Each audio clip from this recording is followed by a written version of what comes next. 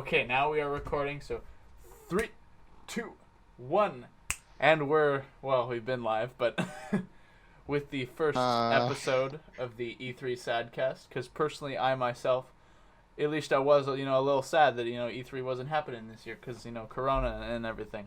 But I'm less sad about it now. I was, Why wouldn't it happen because of the beer? Are they just all drunk? Well, I don't even know how to respond to that. I feel like this is just a losing battle.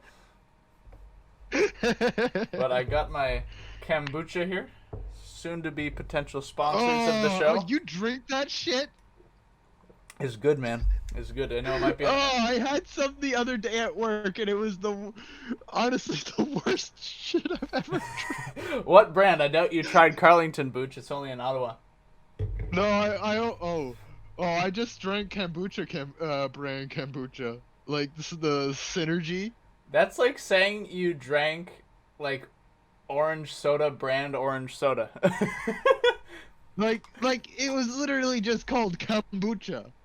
Okay. There was no brand. I'm it was skeptical. just called Kombucha. I'm skeptical. They must have spelt it differently because I haven't seen that very often where it's like the equivalent of saying ginger ale brand ginger ale. Like, normally that's not how it works. But okay. I can't. Was it Synergy? All I remember is I scrubbed it from my mind because it was the worst shit I've ever drank. So I think I may have tried that similar brand, and I remember it was this strawberry one that had like so much seeds in it. It was like a syrup of seeds, and it was a bit. I didn't finish it. It was a bit hard. But you see, I don't think you've tried root beer flavored kombucha before. Like, it was. All I'm saying. It was the green stuff. Okay. Well, I'll bring the moment it hit my lips was the moment it was the first moment I had instant regret. Ever in life. At that moment, you knew you messed up. Yeah. So I'll bring back $5 on that garbage. So I'll probably bring back like a 2-4 of a variety of the kombucha, and you can try it, and you can be the judge of whether you like this brand. I personally will root for this brand because I'm pretty biased, but I also think it's pretty good stuff as well. I think it's a good beer substitute.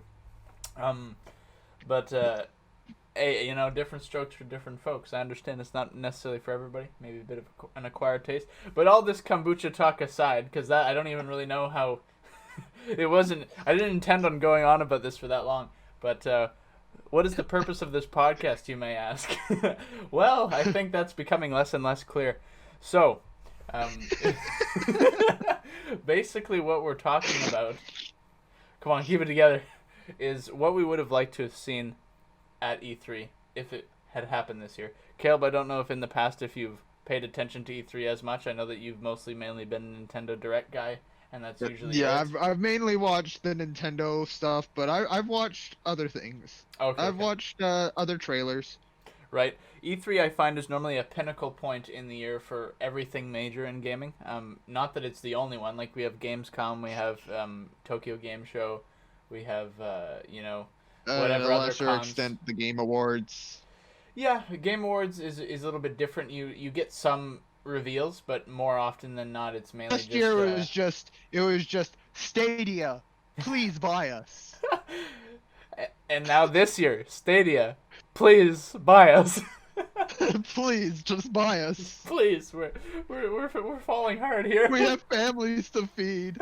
And you know what's funny is, like, at least from the news I saw or heard about like months ago, is it seemed like Stadia didn't understand why Stadia wasn't succeeding. Like, or at least one of the representatives seemed like he didn't get it. Why the model wasn't great or why people were not liking it. But I don't know a whole lot about Stadia, but I know enough to know that the plan is a bit ridiculous. So it's like, okay, you buy the subscription fee, fair, but then you have to buy the game after to play with the subscription fee, and it's like. But then it lags. Well, that also as well if you don't have like amazing internet. So who thought this was a good idea? In other words, Google. They've had better ideas, but they also thought Google Plus was a good idea, right? And they also thought that buying out YouTube was a good idea. Well, everybody loved Google Plus, right? I've never heard of it. Exactly. Exactly. They try to get on it on that bandwagon for a bit, and eventually they just kind of let it die. Like, most people probably won't even know it exists unless you go to change your like YouTube profile or Google profile information or whatever. Then it'll take you to a Google Plus page. But even then, Ah. I don't know. Yeah, it's that's what I'm saying, man. But anyway, back to the games. So when we have Stadia, and then also you have a lot of other things like you have Nintendo's representation. Used to be mainly the three big hitters: Microsoft, Sony, and Nintendo. But I find that over the years, it's we've had a bit of a shift in a bit of a sad direction, in my opinion. And I feel that Jeff Keighley, who hosts a lot of these events, such as the Game Awards, very much shares that opinion of, with Sony's presence, lacking at this event, it's become less and less of the same. It's not quite the same without them, and so I definitely kind of felt that there is a bit of a kind of a void left by them not being at the show last year. The way that a lot of these companies are going the way of Nintendo, doing digital conferences, having all pre-recorded stuff, showing it up on the big screen, and then maybe having a spokesperson come up and discuss what was on just up on the screen there or something. Nintendo, directly to you.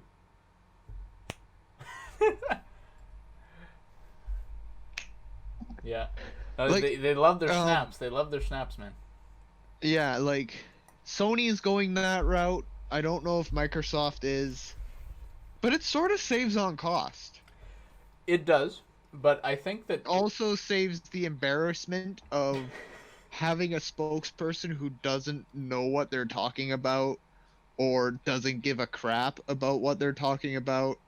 So here at Xbox, we're here to talk about everybody's favorite thing on Xbox, cable TV. I mean, what? HDR. I mean, exclusives. I mean, line.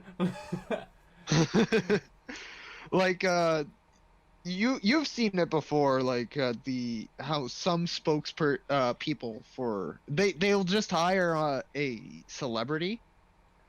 Oh, I kind of see talk what you're about saying. it. Yeah, I see what you're saying. It's like the whole Keanu Reeves thing, which was well received, but I see what you're saying. Like, no, but there was like the Google Stadia guy. He just goes up and says, "I don't play video games. I don't know what I'm talking about." Wait, he said but that? Here's video games. Did he actually say that? Well, he says he's not a gamer, but he plays a bit of FIFA sometimes. It reminds me of that meme where it's like for Harvard, where it's like, "What makes you think you should be at Harvard? I watch Rick and Morty. Welcome to Harvard." Exactly. That's basically what it makes me think of. It's like, I guess you could be like a hardcore FIFA gamer, but at the same time, like, I think most people would argue how hardcore that makes you if you just play like a bit of FIFA. You know what I mean? There's debate, I guess, willing to be had of how hardcore someone would be in a case such as this. But I think that, yeah, if you're trying to represent your company, you're probably really going to want to put someone up there who's really passionate about games in general. Actually knows what they're talking about. Yes, well, that's just a good idea in terms of overall, business representation, right? When it came to Nintendo's live conferences, when they'd actually have a spokesperson up there, Reggie knew what he was talking about.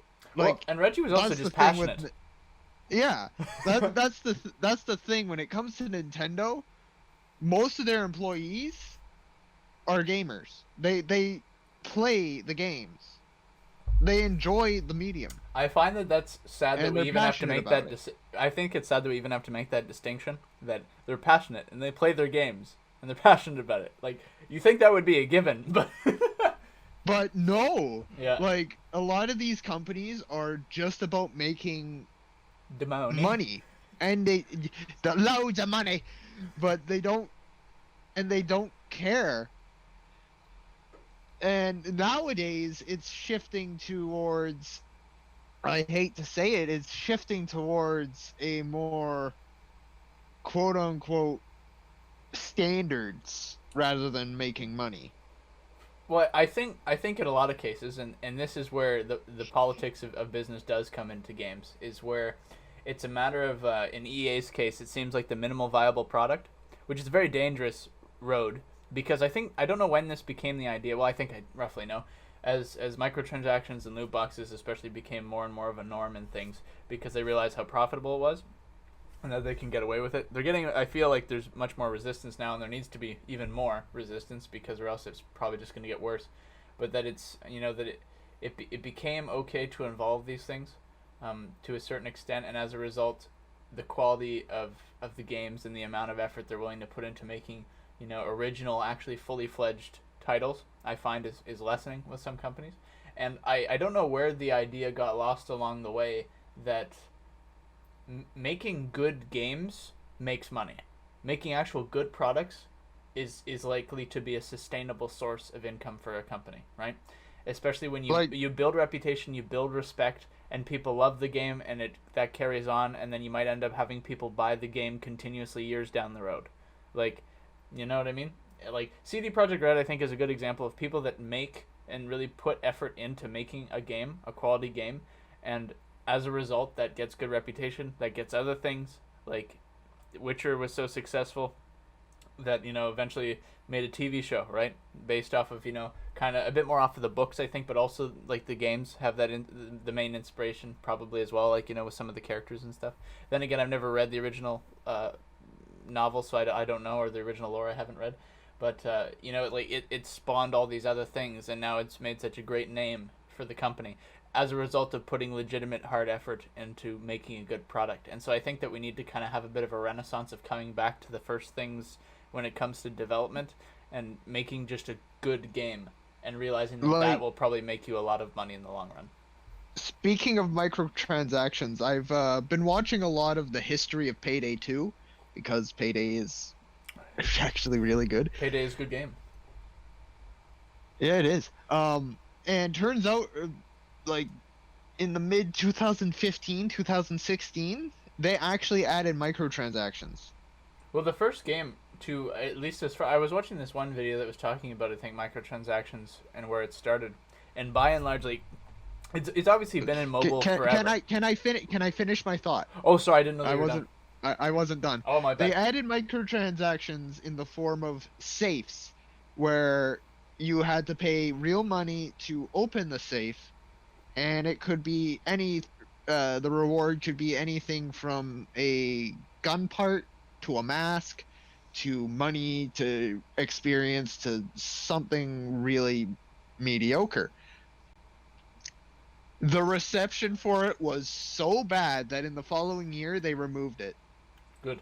That mechanic. That you no longer can get safes in the game. And that's how a lot of companies should do it. Like, it's pay to win games, for the most part. Like, multiplayer games, you shouldn't have to pay to win. Pay for is hacks. That if you're that desperate to win, spend money on hacks and then get loathed by everyone. Yeah, there's more stories lately about hacking getting into the mainstream and people getting clamped down pretty hard on it as a result. Like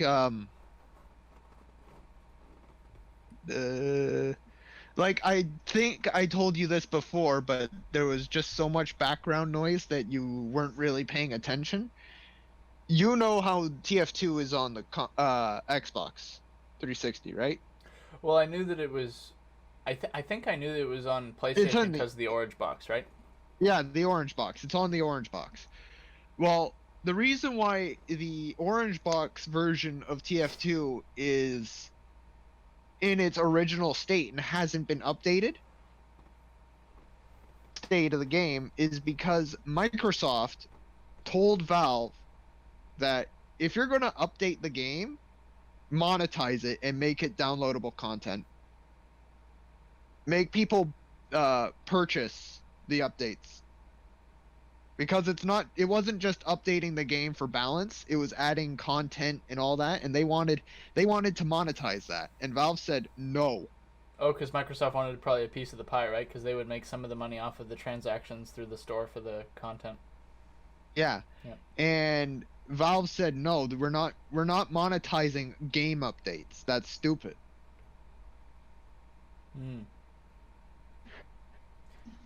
But anyway, what was your thought?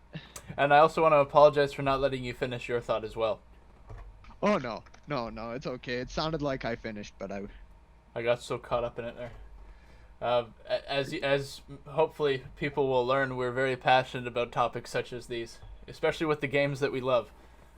Yes. I think that's quite forward thinking for Valve, and quite something that I find surprising. So you found this from somebody reporting on it on YouTube or something? Yeah.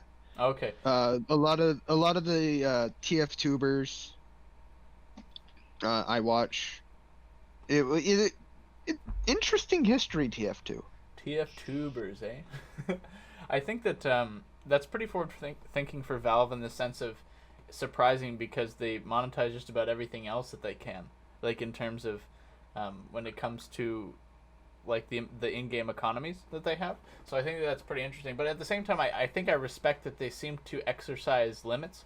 Like, yes, they've kind of been reluctant to change a lot of their practices when it comes to how Steam operates or other things like that. Like, they've kind of maybe gotten lazy when it comes to their development side of things. But ultimately, when they make games, they still make really good games. Like, as far as I know, Half-Life Alyx has been very well received. And when it comes to their updates, like, they seem like proper updates that, yes, are given for free to the community. It's kind of almost funny saying that wow, free updates. Because normally any kind of thing that's DLC, we're used to for years now, even on consoles, being paid for. Like, as far on as paying for like COD DLC in the very early days, and so it's just kind of something we've been acclimatized to. But I think the one thing I learned, I think it was a year ago or maybe more, this one guy on YouTube was doing some history on microtransactions, and the game that actually kind of started this craze of like in-game currency purchasing or loot box-esque kind of purchasing was actually Rockstar with GTA 5, because you could purchase currency packs to buy whatever you want in the games. Now, the reason why I think GTA 5 doesn't get a lot of flack for this is because it was kind of more sneaky, where a lot of times, like with a loot box, it's very obvious what is happening, but it's a bit sneakier to allow people to purchase currency to purchase whatever they want, because it doesn't look quite the same. But they can be considered kind of one and the same, in the sense that you're still paying your money to get something in the game. It might be a bit more direct and a bit more fair, because when you buy the currency, you can spend on whatever you want. It's not like a matter of buying a bunch of loot boxes and then hoping that you get the thing you want. So it's like you could argue one is more fair than the other. But still, if you just kind of look at the the train of how things trailed out, it seems like it makes kind of sense that it started from that point, and it's just gotten to a point where it's become so much of a problem that countries' governments are getting involved and getting concerned. Like another the thing that I talk about with TF2, I think TF2 gets away with it as well. Right. Because one, you aren't getting weapons in these cases. Can you though? No. Oh, you can't. Interesting. You used to. You Okay. used to be able to get weapons. Like there are weapon crates where you can get a weapon for a certain class. But there in TF2 there is no definitive perfect weapon. Yes. That is overpowered. I think that's a good point to And make. if it does become overpowered, Valve will nerf it right into the ground. I think something that also is very interesting is I talked with one of my buddies at college who used to play some competitive TF2, and I think he might be wanting to get back into that. A lot of times I get the vibe from him and from when we've talked about it that a lot of people just use the default weapons for competitive because they tend to be the most evenly balanced or the most effective. And I think that's Stock is a really good point to make. stock is definitively the best, Yeah. because you look at all the other weapons you got. Like, I'm a heavy main, so you got the stock minigun, which is really good. Then you got the side grade of the Tomislav, which has a silent rev up, but a slower firing speed. On the other side of the scale, like the Brass Beast, which has an extremely long rev up time of almost 2 second rev up speed for Right. shooting. And so I think But it deals a lot of damage, but you move at a very, very slow pace, even for heavy. it's a bit it's definitely notable to say that I think that that's just kind of respectable like game making or game programming, that they definitively made the default weapons either just as The best. good or arguably the best out of all of the weapons, especially the purchasable ones, right? And so Yeah. I think that that's pretty respectable, because you're making it so that nobody really has to spend any money to get a leg up on anybody else. If anything, it's kind of the opposite, it seems. So I think And that that's pretty respectable. a lot of these the weapons in TF2 are, other than stock, are extremely situational too. Right. A very rare occasion that you're actually going to use one of the side grades. Like for Pyro, one of the side grades for the melee weapon, the Home Wrecker, is extremely really good if you're standing right next to your engineer on your team, because the Home Wrecker will remove the spies sappers off any of the engineer's buildings in one swing. Mm. All right, so I know that we've But one more point. The point that I was getting back to, the thing about microtransactions and TF2 getting away with it is all the microtransactions are cosmetic based. Oh yes. You can, with the cases, you just unbox a cosmetic. But here's the thing with all the other games that do cosmetic based microtransactions with the crates. You can't sell those. You can't sell the cosmetics you get. If you get a bad cosmetic in like Overwatch or other games that have cosmetic based, you can't sell them. You can't sell them afterward. With TF2 and CS:GO, if you get something that you didn't want, you can sell it on the community market. Yep. And make some money. And CS:GO even has something where you can do like a trade up contract, although it has a certain limit to it, but it still allows you to try to gather up junk and make it into one item that is of a rank higher. So there are, like, in other words, like it basically supports what you're saying of there being or I guess what you're implying, which is there's other avenues that can still make it worthwhile. Yeah. Or better. And if you don't want to spend your money on the gambling cases, you can look up the item you want on the community market. Sure, it might be hella expensive, but if you're willing to fork out the cash to keep doing the cosmetic cases, you'd be willing to fork out the cash for the item that you want. It might depend on certain monetary amounts, but yeah, I think by and large it's like if you care that much. You wouldn't want to spend $3,000 on a golden pan. Yeah, it's a very, very good point. Very good point. Because I think that there's that kind of thing of, okay, what's the best or the cheapest way to try to get what I want. So some people might think, okay, even though the odds of cases are not super great for me getting this item, I'd rather spend $30 and on the cases to try to get the great items rather than going out and buying the great item outright. And so there's kind of that, like they try to get in your head with these different strategies, right? But I think ultimately, the main point is that options are good. But at the same time, I think it's also respectable that these options to acquire these things have no major impact on the actual game itself, which I think is what's really key. Uh-huh. Yeah. And so we kind of saw this play out with the sort of pay-to-win thing that ended up in, Battlefront 2 for all the star cards and stuff, which has apparently, at least I think, been undone So I think that they've improved it to the point where it's no longer pay to win, as far as I can remember. I could be wrong though. But in terms of how this all relates to E3 and games in general, I guess it's just worth pointing out that microtransactions can continue to make or break the industry to a degree as a whole, because the more bad vibes or bad stuff we get in the media about games, the less it probably likens people to respect the industry, which is something that could end up affecting everybody negatively, right? So that's, I guess, worth pointing out. In terms of looking at you, Konami. I'm looking at you making us pay $30 for a new save file on Metal Gear Survive. You know what's crazy? I was thinking the other day about how like maybe we should like stream us playing through like Kingdom Hearts 1 or 2 when we all get back in the summer. I think that'd be pretty chill. But I was remembering all the save slots, like how they give you 99 save slots. Like I don't even know who would use all 99 of the save slots, but just the fact that they did it just goes to show just how different of a world or of a state of mind it was at that time, of like you know. And now it's so crazy that, you know, in the early 2000s they gave you 99 save slots, and now some people would have you pay for one or for one extra, and it's like, wow, it's like night and day difference. Seriously, it's stupid.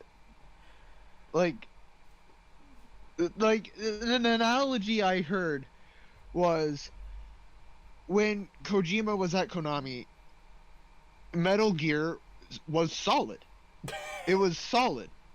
But now that Kojima was kicked out, it's just trying to survive. Oh, I thought it was going a different route, but okay, no, I see what you did there. That's good. Or I see what they did there. I think that, yeah, and I've heard other people make similar kind of things, like the whole thing that happened with MGS5, that was our phantom pain kind of thing. Like how, you know, what was it that, you know, Kojima got fired and everything else, or all the whole situation, whatever played out there. And I think that it's kind of ironic sometimes, these compare and contrast that happen around a situation. In terms of, I guess, yeah, like coming back to E3 and everything, all of these, you know, internal and external politics, I think just roughly, you know, make the industry look like a less great place, which I think is unfortunate. And I think that in terms of why I think that shows like this are important is I think that there's something special about people gathering together around things that they love. And one thing that I'm concerned about, like, because I understand why everybody's going online, and I realize that that's potentially probably what's best, is to do, well, and definitely in terms of what's legal right now, it seems like there's no other way to do it than online, right? And I think that while that's good that we're still getting something, part of me is concerned that people are going to become too comfortable with this new avenue of making everything online, and I'm kind of concerned that we're going to lose a lot of that beauty that's in the physical events and the gathering together and the showmanship and all these other things that I think make the industry special in a way. Like, I'm concerned that people might say, you know what if we just did it online again next year? I feel like, okay, I understand, but at the same time, I think we're losing a valuable part of that togetherness that makes it so awesome. And so, what are your thoughts on this, Caleb? Well, I'm gonna miss those random dance numbers that Microsoft always had, or was it Ubisoft? It was Ubisoft, because it was the Just Dance. Yeah. No, but now instead you're gonna be shown it live to your TV at home through their in presentation. a studio rather than on stage. Yeah, less showmanship. Sad. Yeah, like, I know they're gonna keep having the big events after all this is over. I certainly hope so. Like, it just brings the community together. You get all the cost, like, you get the dealer rooms, you get the discussion, you get the face-to-face discussions. You get all the cosplay, people just showing their love for the franchises that they adore. Do you remember face-to-face discussions? People being at the event would most definitely be discussing stuff face to face. No, but do you even remember what that's like? Oh shit. No, I don't. Oh. Oh man. Sad 'cause bad. SadCast bad. But no, I Um, think that I just felt that was very necessary, given that the other day I was thinking about how like, even like the last week I think it's come to my mind that I'm trying to remember like when was the last time I hugged somebody, because it's just like the other day when I was talking to my mom and she said yeah apparently the government's saying that now you're allowed to hug some people that are in your like circle of 10 people. I think it's just really weird that the government's telling us we're allowed to hug people again. Like what is happening? the fun police. Oh I my. hate them. But yeah, no, I hate. I agree with what you're saying about the shows and the face to face discussions, the value in that. Sorry, what were you saying? Like, um, like a lot of the shows were a lot of people just tuned in for it for come on, just show us the games, show us what we're excited for. And then there was just like an hour or two of fluff. Like the dance numbers or a live orchestra performance. Sure, those orchestra performances were great, but it's just like yeah, you're just wasting our time. Some of us have work. Well, those people could watch the full show after Just work. yeah, but then while you're at work, there's a risk of people uh spoiling it for you who are available to watch the full show, and it's just like you don't want to ruin the reveals. Like I was lucky last E3 uh during to be on my lunch break to be able to watch the Nintendo reveal of Banjo being in Smash. Right. Huge thing. Because Banjo is from a completely different company who bought it out from Nintendo and were not playing nice. Mm. And being able to just have that hype, the reveal live rather than seeing it later in a YouTube video saying Banjo's been revealed for Smash, is so much better than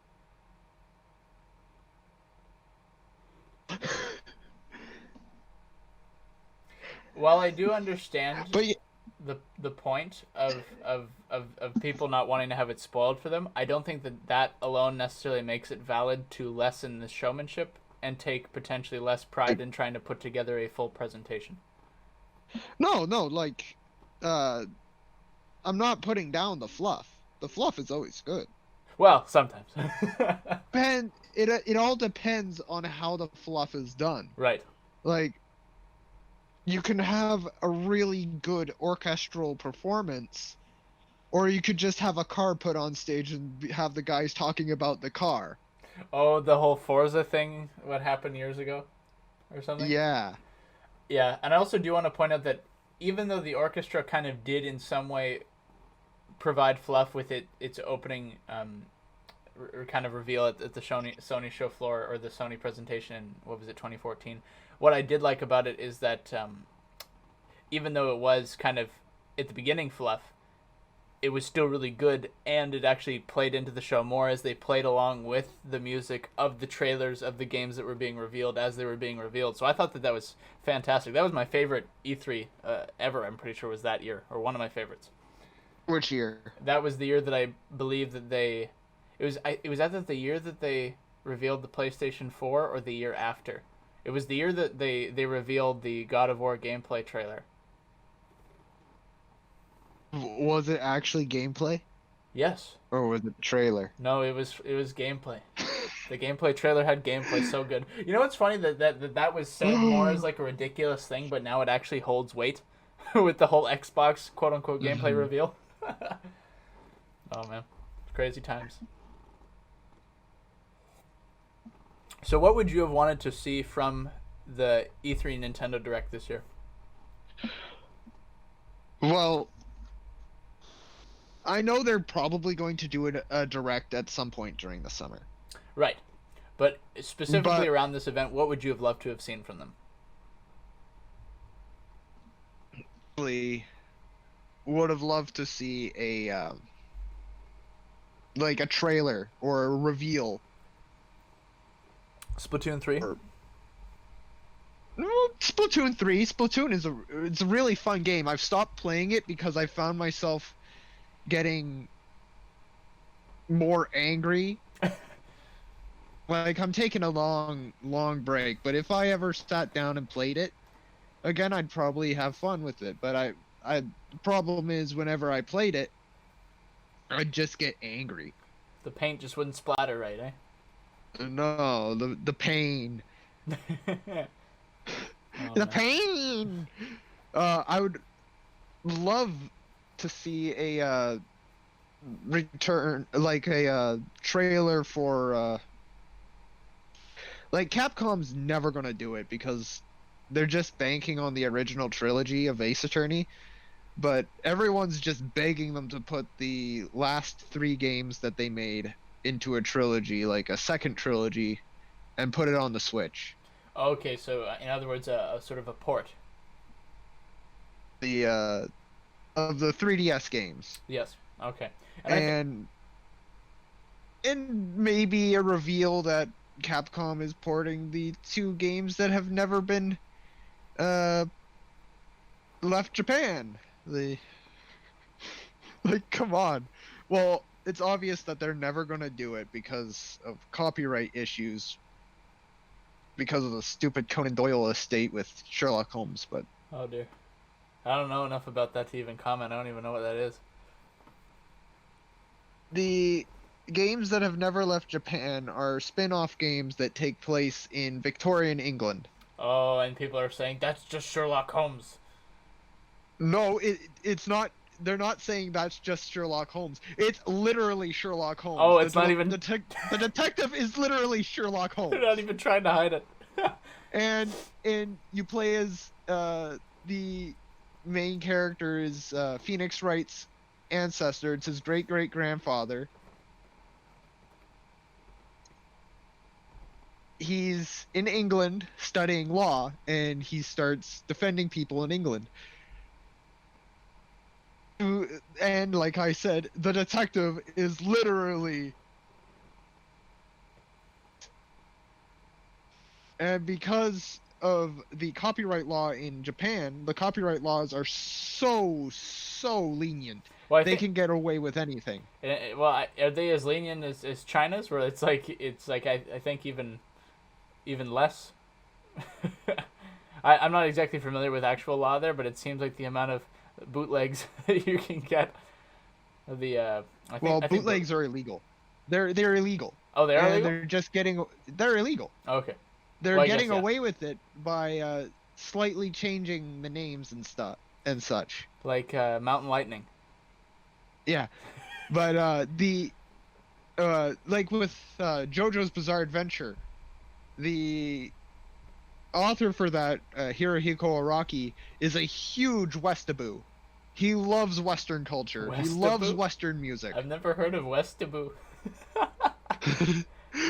And so a lot of his characters in JoJo's Bizarre Adventure, almost all of them, are named after either a Western music artist or Western songs. Hmm.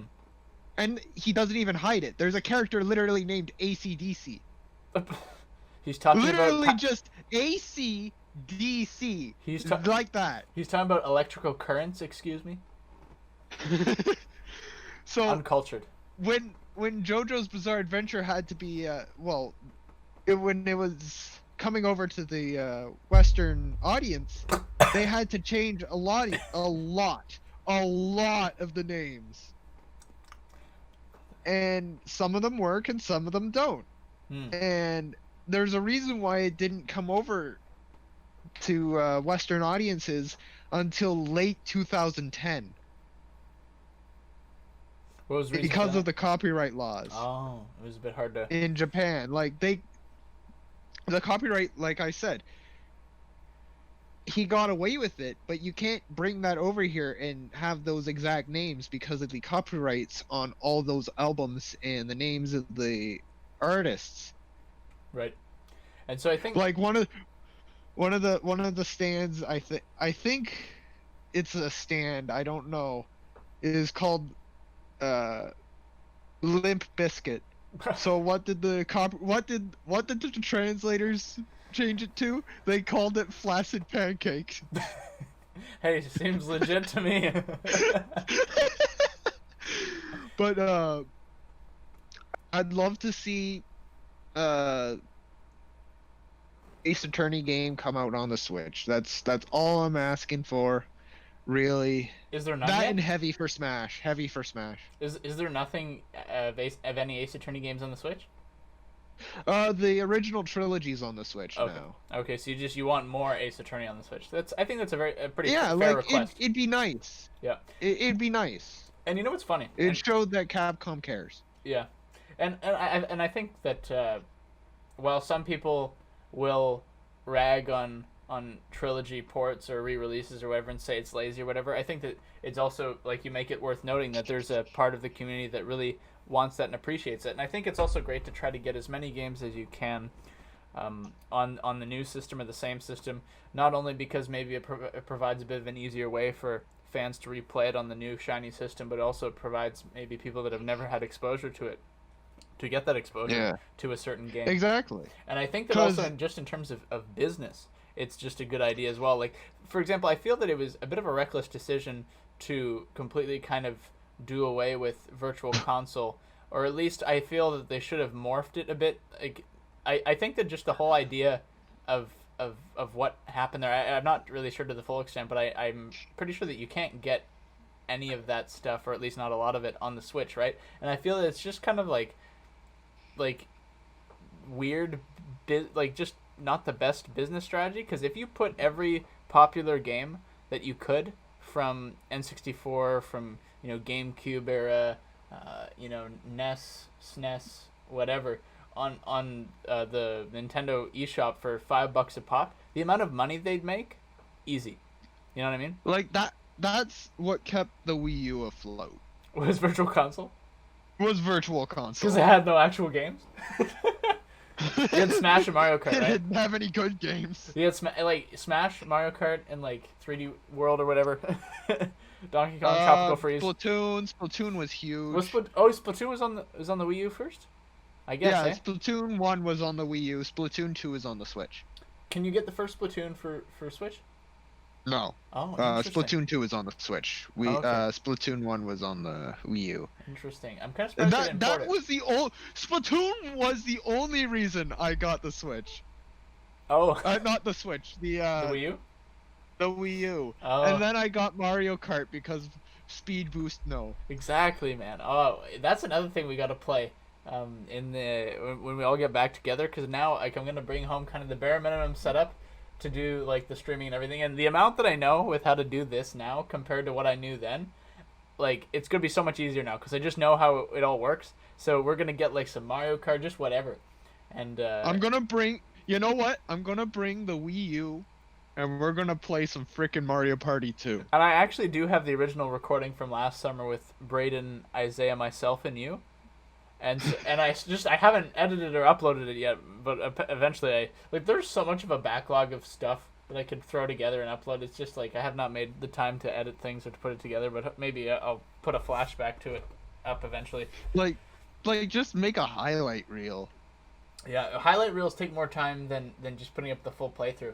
But I think that but in terms of watch time and retaining audience attention, I think that highlight reels are probably what's best, because when you get the best moments back to back, people are more likely to sit through that than just us, spinning the dice, walking around, nothing happening. But another thing that I'd love to see from Nintendo is another Mario Party. The other one was pretty Super recent, Mario Party.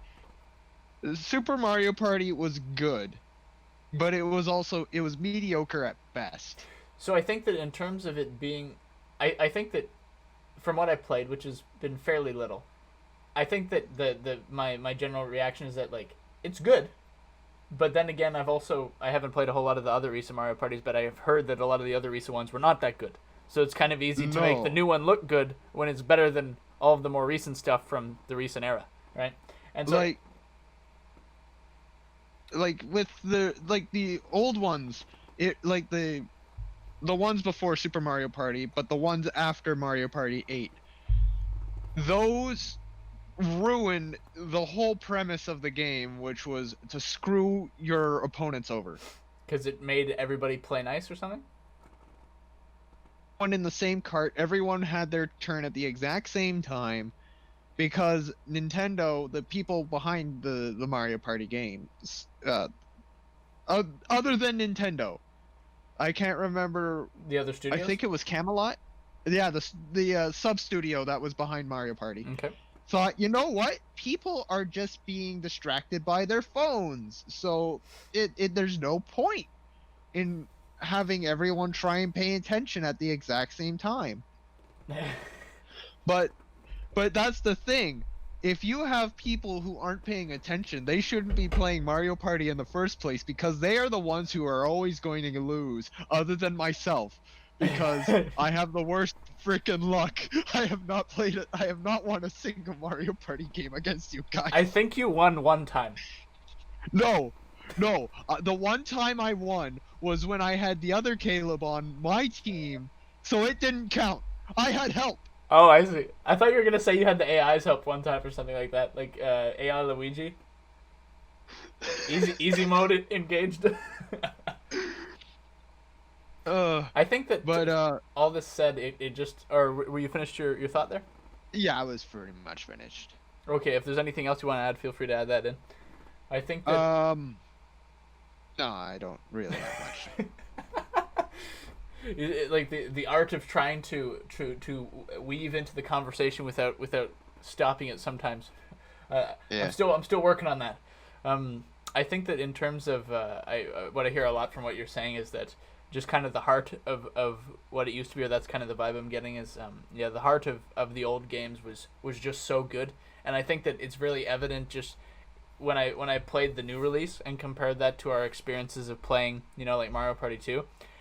Is just, maybe it's the people I played it with, but I think that just the old ones are just so much more zany, and like it's just sometimes such dumb fun, like the amount of ridiculousness of how hard it was sometimes, but at the same time how ridiculously maybe lucky you could get. Yes, 100%. The amount of bullshit that could happen is gone. Well, yeah, or at least it's lessened a lot because it's not as much randomness, right? Yeah. Like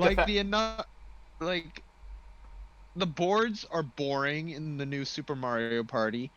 Like, they're so small. Like, the boards in the old games used to be huge, and you'd actually have to plan your route. Now it's just like, you walk 2 spaces, you get a star. You walk 2 more spaces, you get a star. And correct me if I'm wrong, but there's not as much stage gimmicks, right? No. Like, remember, each different stage kind of had its own unique gimmick that made it different. There might be something like that with the new ones. freaking Mystery Land where everyone else got a mystery star, but I didn't. I love the moment where you got the mystery box, but then it was just coins. And you're like, so crushing. And you were like, no. You see, that's the kind of stuff that makes the game so great. Those moments of just absolute rage and joy. The fact that you could be 1 star, and everybody else has like 2, 3, 4, and then you can just get some dumb blind luck that allows you to like either get random stars or steal other stars to now put you in the lead. Like the fact that all of that was possible within a matter of rounds sometimes, like say, like I don't know even how many rounds, but like an amount, made it like just like even if you're ahead, it's not really over till it's over. But I haven't played enough of the new Mario Party to really know if it's changed that much, but just from what I have played, it didn't feel the same. So, they changed Bowser spaces to bad luck spaces, which destroy, like, in the old games, like in Mario Party 2, whenever we played, everyone dreaded someone landing on Bowser. Because it ended up being bad usually for everybody, potentially, right? Yeah, but now bad luck spaces are like, oh, now you gotta pay, like, 5 more coins to get a star, or you lose, like, 5 coins. And sad face. It's so pathetic. It's weak. But But I can say one thing. With Super Mario Party, it's a step in the right direction. Right. I think that's important to note. Yeah. And now, with that, it's going with also Paper Mario as well. Right. It's A bit of going a in the right renaissance. direction. They're going back to back to the roots because fans have been so vocal saying, "Hey, you're ruining this franchise. This is bad. Please stop. Please stop. We don't want the new stuff. Please just bring it back." It's like it's like uh it's like in the Nintendo Direct, but it's so much truer. You want something new, So but much you also truer. want something new. Contradiction? Nope. I think not. I appreciate those Nintendo Indirects so much by and large. Like most of the stuff in there is such gold. Or at least usually. Like there's some stuff where it's kind of like, ugh, but I think like by and large it's oh, much laugh, much wow. Legend of Shrek, Hulu Plus sword. Really fast sword. Yeah, but I think that we're starting to see that. I think with a lot of franchises, that there seems to be this overarching theme of returning to what made it good in the first place, like going back to the roots, as you said. I think that people want more of this when it comes to Halo. I think that people want this, like you were expressing with some Nintendo stuff, and I'm trying to think about other examples, but I feel like Call of Duty. yeah, I think yeah, definitely, and I think that even just I think returning to former practices was the case with Call of Duty. Like in other words, stop making the exact same thing and innovate a little bit. And But that's the thing. They were trying to innovate with the space, with all the space stuff, but then people were like, "No, this is stupid. Stop it." or it was that they kept harping it into the ground. In other words, right? Like I think things might have went better if they did one or two, but the fact that it ended up being more, like, and when the clear direction was going differently, right? Like things were going back to a bit more of a World War II theme, but they even kind of, from what I heard, messed that up. I haven't played COD World War II, but it seems like it's a lot of the same Call of Michael Duty, Michael Bay Infinite Warfare. Michael Bay ridiculousness. But I think yeah, Modern Warfare was a bit of a return to form in the sense of It was just a remake, though, wasn't it? no, it was a reboot. Oh, it was a reboot. So what it was is So what's the difference between a reboot and a remake? so a remake is by and large get the same game but make it prettier. A reboot might be like, okay, here's the same franchise you love, but now we're gonna try to reinvent it a little bit, and also With make all it the prettier. stuff that you hate. Yes, much wow. I think that Modern Warfare was a bit of a return to form in the sense that it went back to being a bit grittier, and this is kind of the opinion that I've heard people talk about the original Modern Warfare with, is that it seemed like it was a bit more gritty. I think that the analysis, at least as far as I've heard, is that Modern Warfare 2 is kind of where it took that extreme Michael Bay route, which in the beginning was fun, but then eventually I think people started to get a bit tired of it, of how it was like always the same kind of like over the top Michael Bay thing, and I think people just got a bit fatigued. So I think that the route that they took with this was a bit more refreshing, and also just the fact that they clearly put effort into like just kind of from the ground up, redesigning, implementing more mechanics, more different things. Just it seems like there's just a lot of effort, and I think that people have taken notice to that and appreciate that, and as a result, it's done better. Like I don't remember the exact numbers, or I don't even know the exact numbers, but it seems like the reception has been really good, and so I come back to my same point before, where it's like making good games tends to make money, right? And I guess Hold that thought. I'll be right back. all right. I should have actually put on the elevator music, Dom, from your right. Let me actually do that right now.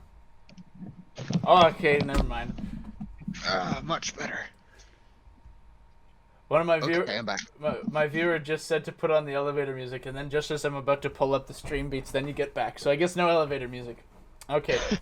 So I'm gonna cut that last part out there for the YouTube release probably, but around the 55-minute mark. Okay, so since we're coming around the top of the hour of at least, or not necessarily of real time, but of recorded time. What are some of the key points that you kind of want to close out on to talk about?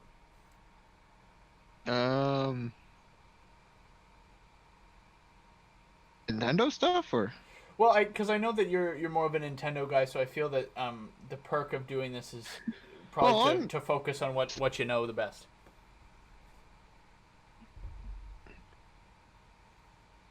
You could talk about like anything in general, but in terms of games and a V3 in the industry, but I feel that Nintendo is more your area of strength, so that's why I've kind of kept the topics around that.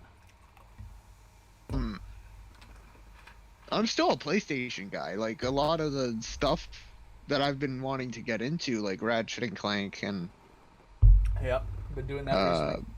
Maybe Jack and Daxter. I recommend. Like I got into Sly because of you. Yes, like, and honestly, I gotta say you picked a good franchise there, my friend. Yeah. I'm hoping that we get a fifth Sly. Like I wouldn't mind purchasing a PS3 to get Thieves in Time. Yes, you see, Thieves in Time was interesting because its reception was mixed. I liked it a lot. I felt that it was one of the first examples that I can remember of a different company taking on a franchise that is not their own and doing it justice. Now, some people thought, oh, well, it's not that great, or some people, I think... It's a little out there. Yeah, some people, I think, I got the vibe from one of my friends that some people thought it was bad. I liked it, so I guess it depends on who you are, but at the same time, I think I can maybe try to understand where they're coming from, where, yeah, some things are different, but I think that's the risk of when you try to, maybe innovate on a franchise or on a series, because you either run the risk of making it too much the same that it's not enough, or making it too different that it strays away from the original thing. So it can be a different line. But here's the thing.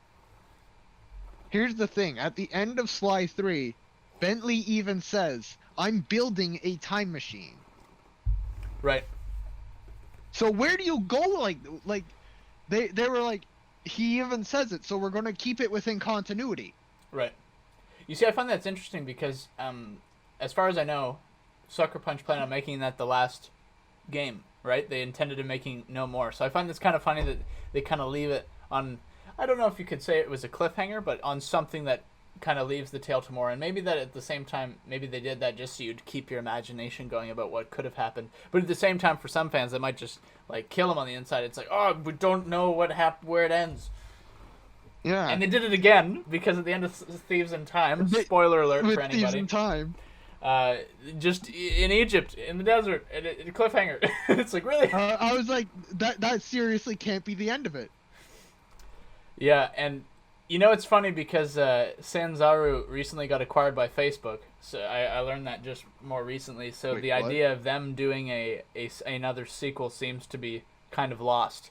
But Sony themselves, as far as I know, are you saying that Sanzaru is only going to be making Farmville ripoffs from now on? Farmville reboots. Farmville reboots for the Xbox 360 and PlayStation 5. No. Wait, Xbox 360 and PlayStation 5? Yeah, because they aren't going to put it on the fridge. The world's most powerful fridge in HD 4K. 4K.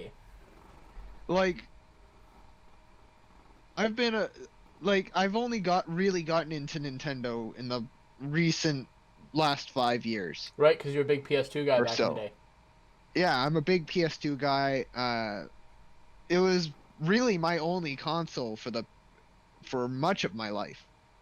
Right. So before I got into PC and then Nintendo. So then that kind of opens up the doors to talk about a variety of things as well, right? Because as you've expressed, we both would love a Sly 5, and as far as I know, Sony still owns the rights to Sly, so they can do it, but they just need to get somebody to do it. Sony, we'd appreciate it.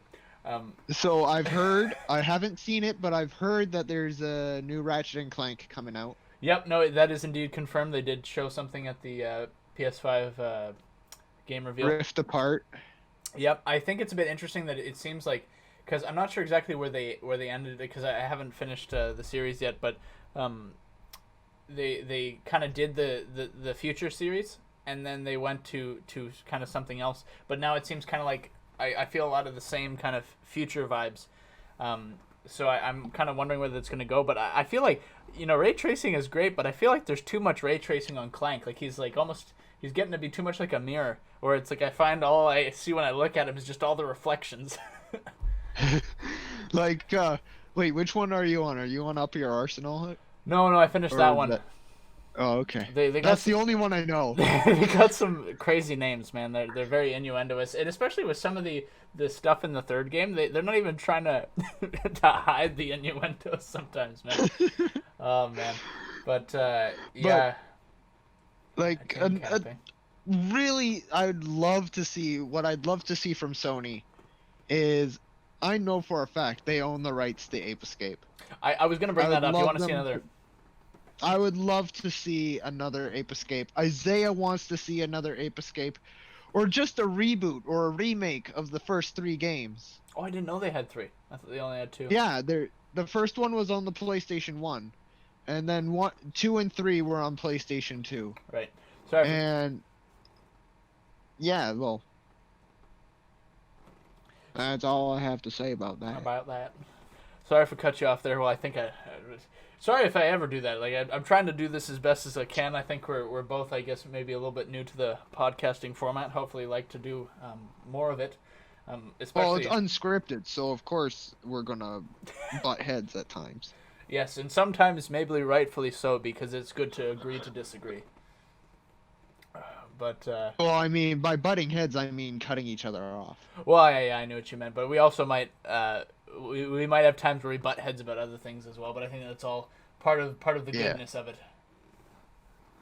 Like I'm trying to think of any references I can make here. I won't bring up any of the TF2 slanders.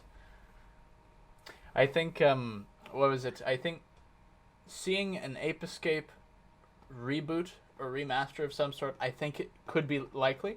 I think honestly that I think that's playing it safe, but at the same time I think that'd be appreciated, because I think certain games that are so far back that it's kind of ironically expensive to go and play them rather than emulate them. So I think this is some of my strongest reasons or arguments for Nintendo doing more virtual console-esque stuff on the Switch, or for Sony just porting everything or making everything backwards compatible and porting it to PlayStation Now, is that the amount of hoops you have to jump through to try to say I want to go and play the original Twisted Metal or something, or I'm trying to think of a game that's a bit more rare, or say I want to go and play, Ocarina of Time or something like that on the N64.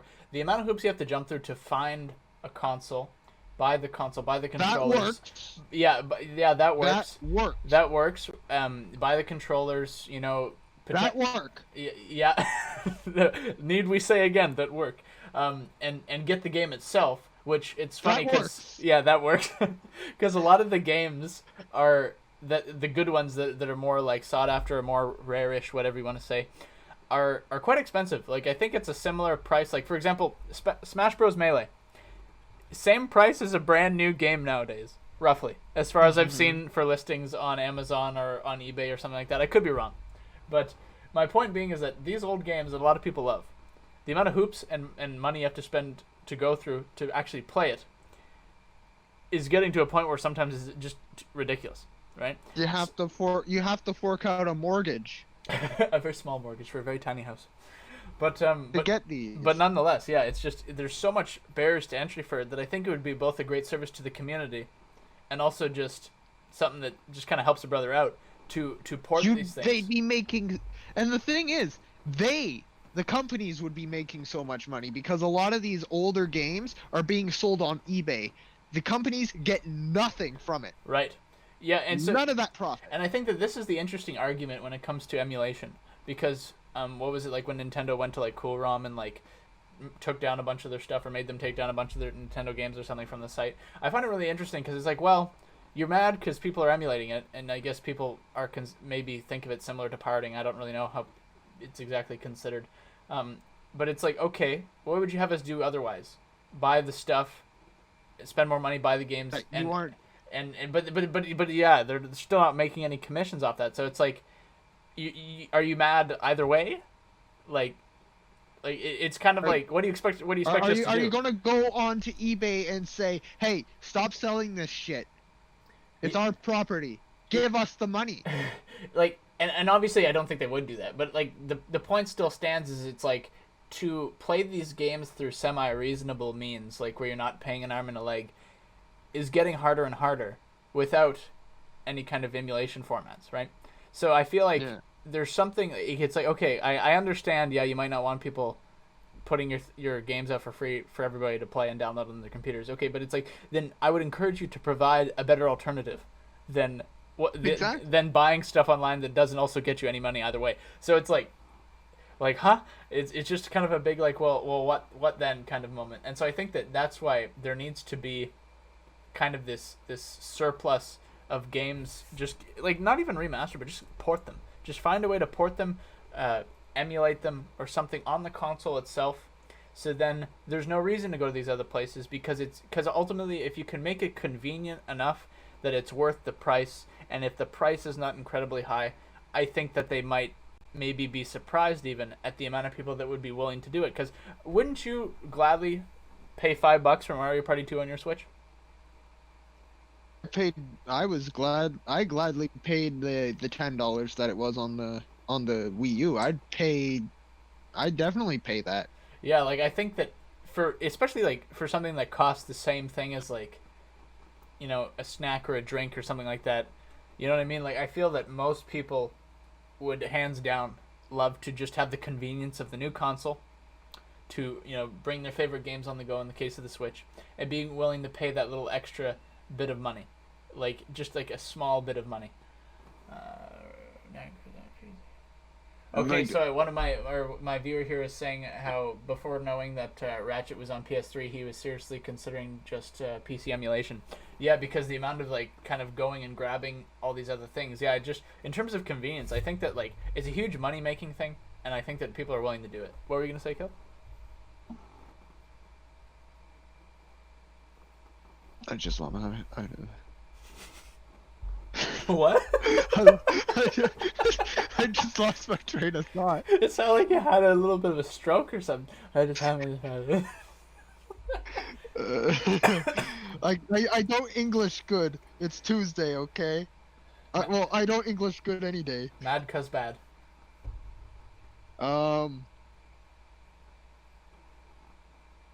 Yeah. Like a lot of games that I'm into are. It's sad because they're a very niche crowd. Right. Like with like I'm lucky that Battle for Bikini Bottom, the SpongeBob game for the PlayStation 2 is getting a remake. Yeah. That was one of my favorite games when I was a kid, and I still play it to this day. Did it? I think it came out last year. Correct me if I'm wrong. Because coming out today, or not today, this month. It is coming out today. Wow. Oh, it's coming out this month, or was it July? I can't remember. All right, I'm gonna look it up right now. So. Oh, it gave me the original. I was like, 2003. Let's go to remake.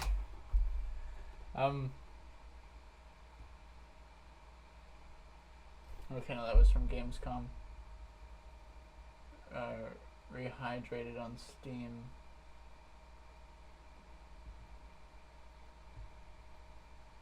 Oh, June 23rd, 2020. You're right. Okay, I thought it already came out.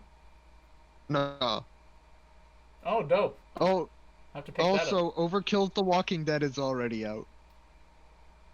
You see, I thought that it got delayed, but apparently it got released not too long after it was originally supposed to. And it was also, I heard it was bad. People are saying that it's bad, and I've seen gameplay and it's bad. You see, when I played it at E3, I liked it, but at the same time, it wasn't a finished product. So I don't know how much more they've worked on it since then, but... Yeah. Which is really sad. They're just banking on Payday 2 right now. But why would you bank on a game that got released like 6 or 7 years ago? Like, do they... That's to Valve. With TF2. Well, but at the same time, that's... And Steam. That has a lot of continued support on it, though, right? But, like, I don't know. Yeah. Are they still updating what is it, Payday 2 regularly? Hmm. Are they still updating Payday 2 regularly? Payday 2 just apparently got a new DLC recently. Okay. Okay, so then there might be So, a valid argument there.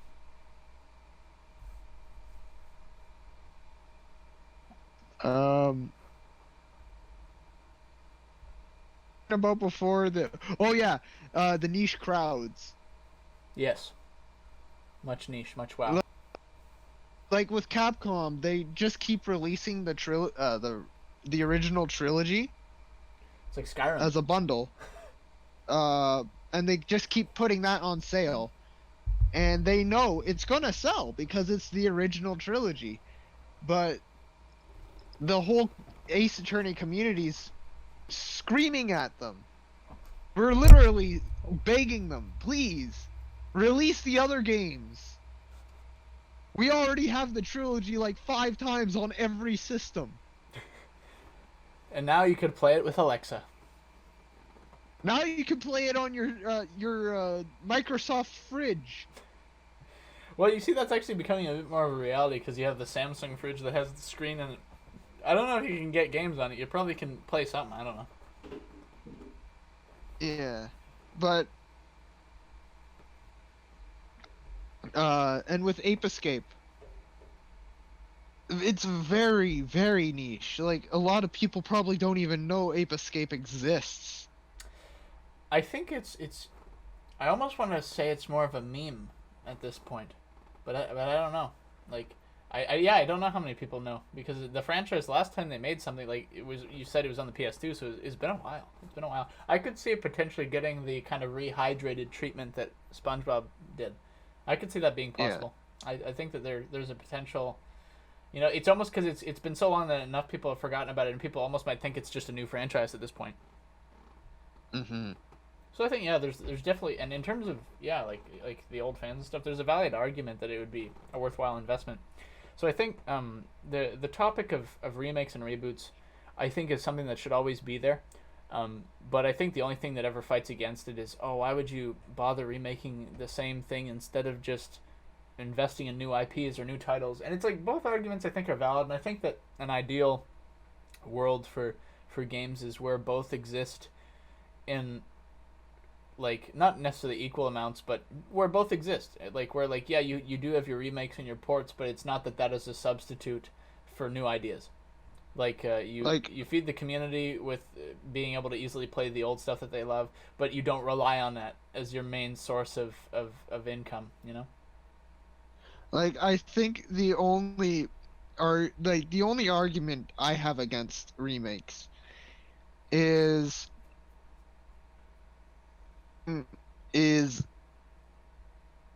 was literally just released on the previous console. They re-release it right away. Oh, I'm trying to think of examples. Do you have any examples? Mario Kart 8 Deluxe. Oh yeah, and putting it for $80, that's a bit of a slap in the face. But Nintendo's always been like crazy with their prices, like not dropping them very easily. Like that, there's a few of them, and it's mainly Nintendo that does it. Yeah. There's a few. Really, Skyrim is another one, and it's just it wasn't already like immediately released on the previous console. No, it's been like since the PlayStation 3. Yeah, so it came out in around it came out in 2011, and so I think that it's been almost 10 years. That's one game where it's like, okay, we get it. We get it. No, okay, we already got it. Please, stop re-releasing it. Give us a new thing. We already got it, like 5 times. 5 times over. Stop. I don't want to give you my money anymore until you give me something new. So then you got Fallout 76. Oh. Something new, air quotes.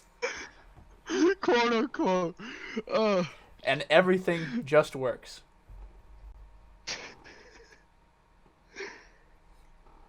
This reminds me of when I met Todd Howard.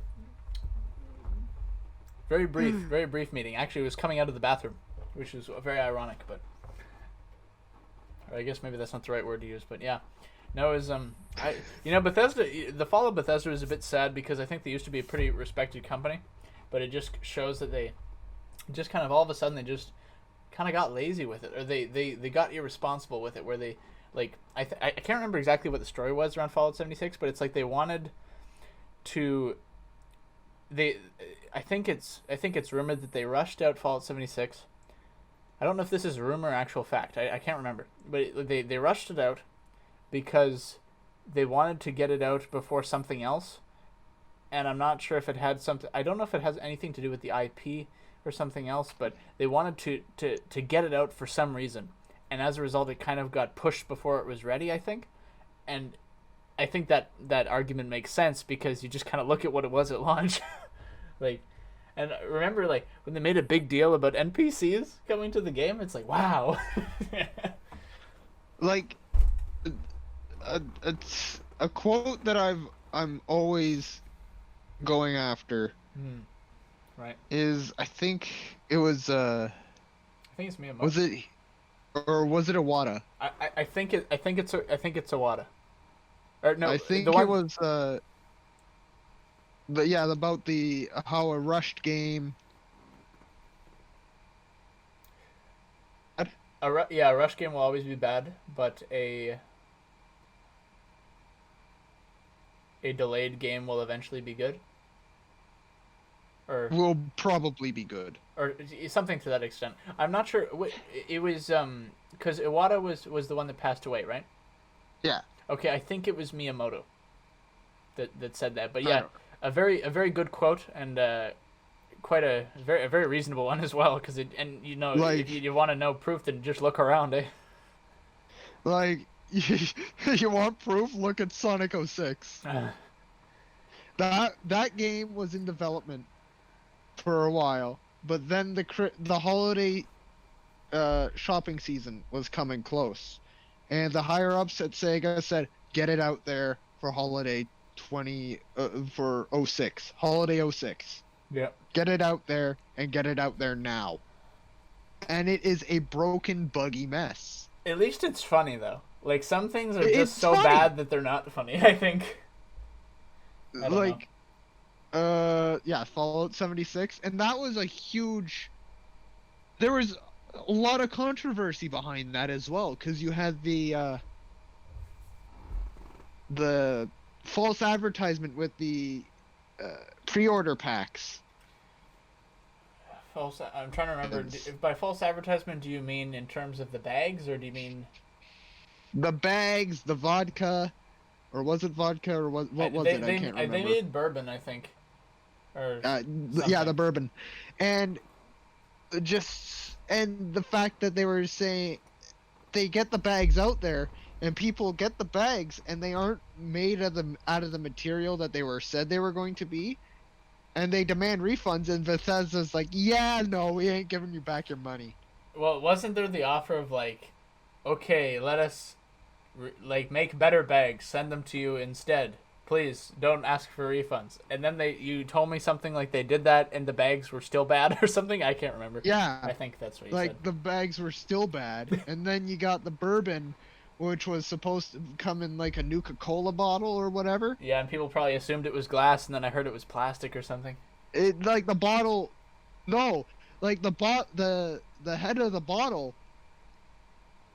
it was a plastic shell over a regular tiny bottle. Took more space than the bottle itself. The shell that the bottle was in was completely hollow. You could rattle it around and the bottle would hit the sides of the shell. Oh, and what kind of bottle was inside the shell? Like a very small cylindrical bourbon bottle or whatever. Yeah, so in other words, kind of unoriginal, eh? Yeah, like it wasn't... Like, oh my goodness, that is some shady tactics. So all this said... Yeah. All this said, it seems like our Caleb and I's main point in all of this is that I think we need to come back to the best practices. And I think ultimately it seems like on both a relation standpoint with fans and a monetary income, it seems like the best practices are best practices for a reason, because they seem to get the all-around best success and reputation. So I guess the note to leave on would be do the best things. And I guess we gotta say to the companies is get good scrubs. And fans are sad when games are bad. Yes. So make them good, like they should. Oh,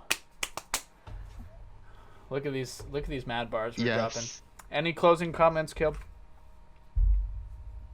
No, just gotta say I look forward to seeing what comes out in the near future. Yeah, and this will not be the last installment, merely just the first installment of our Game Brigade podcast.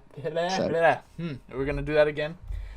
You have just watched the first installment. Take two. Of the Game Brigade podcast, where we talk about video games and stuff. Wow. Yeah, we're gonna need to work on this, but thank you all for watching. And remember, as always, gameplay trailers should have gameplay, not trailers. Not trailers. Maybe I should do a 1, 2, 3 go next time. All right, guys. Thank you so much for watching. We'll see you around.